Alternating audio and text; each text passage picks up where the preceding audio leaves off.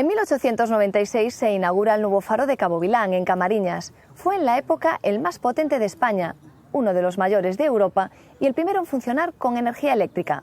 Dicen que su puesta en marcha evitó muchas muertes. Cientos de naufragios hasta ese momento azotaban la que la prensa de la época bautizó como Costa da Morte.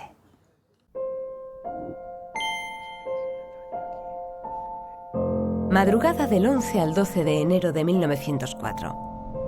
Una espesa y grávida niebla ciñe de norte a sur la costa oeste de la provincia de A Coruña. Traba de Laxe, Islas Lobeira en Corcubión y Santa Mariña en Camariñas vieron encallar en su costa barcos que perdieron el rumbo. 3 naufragios, 3 tragedias que avalaron la peligrosidad de esta bahía, que la crónica de la época bautizó como Costa da Morte.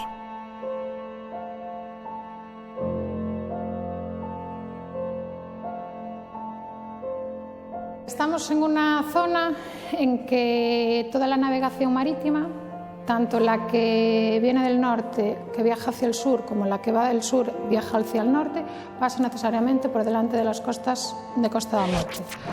Era una época en que aumentaba la navegación marítima, era una época en que había muchísimos naufragios. De hecho, en la costa de Camariñas hay registrados alrededor de unos 200 naufragios y era necesario una señal marítima potente para evitar estas desgracias y para que la costa estuviera bien señalizada.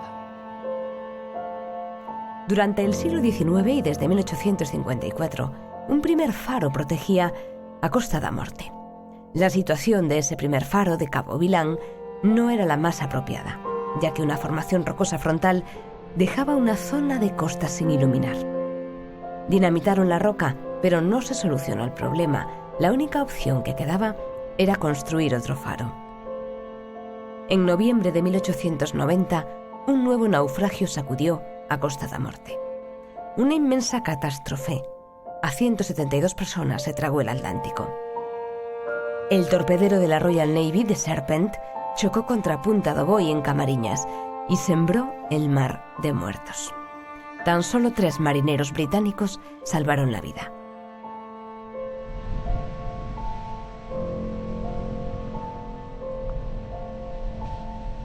Las víctimas localizadas fueron enterradas frente a las dunas de la playa de Trece y Monte Blanco. Es el cementerio de los ingleses.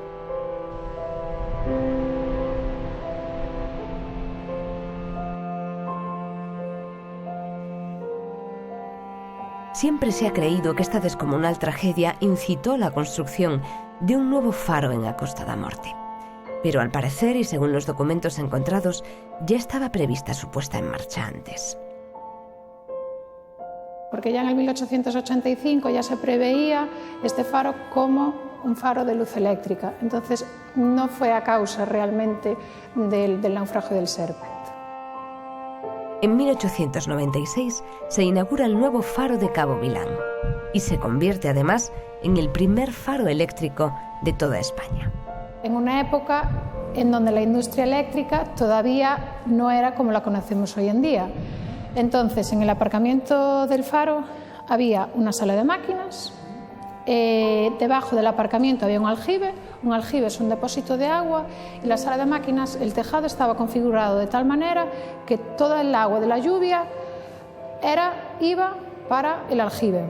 Ahí era donde se depositaba el agua para guardarla para la sala de máquinas.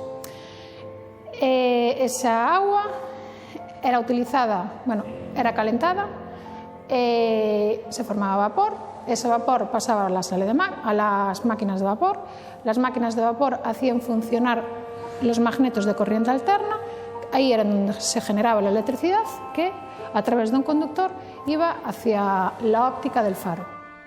Para generar energía a través del vapor se necesitaba leña y carbón. El Estado en aquella época concedía a los grandes consumidores su distribución. La leña y el carbón llegaban a Costa da Morte a través de la industria de salazón, los antepasados de conservas Cerdeimar. Aquella industria nutrió el faro. Es difícil llegar a Costa da Morte, es infinitamente mucho más fácil llegar a cualquier otro punto de Galicia o incluso de España que llegar hasta Costa da Morte. Si ahora es difícil, imaginaros en aquella época, ¿no?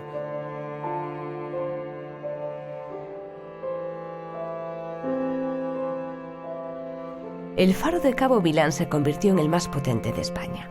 En el siglo XIX llegaba a unas 40 millas, hoy llega a unas 30, porque además de ser señal marítima, sirve para orientar la navegación aérea. 6 torreros, un foguero y un maquinista atendían el faro. Hoy es suficiente una persona. Cristina es la farera de Vilán. En sus 40 años en Vilán vivió varios temporales y naufragios.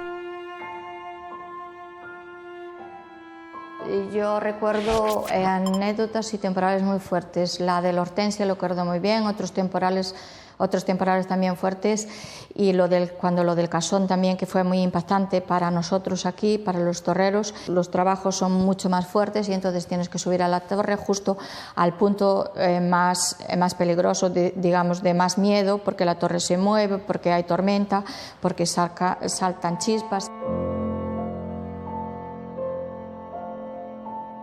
Se cumplen 120 años desde su puesta en marcha. Cuando entró en funcionamiento, se convirtió en uno de los más potentes de Europa. Hoy es un icono turístico de Camariñas y a Costa da Morte.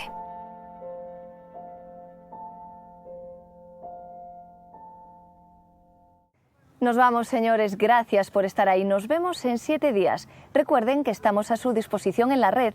Mientras tanto, les dejamos con nuestras propuestas culturales para las próximas semanas por si deciden visitarnos. Cuídense y disfruten.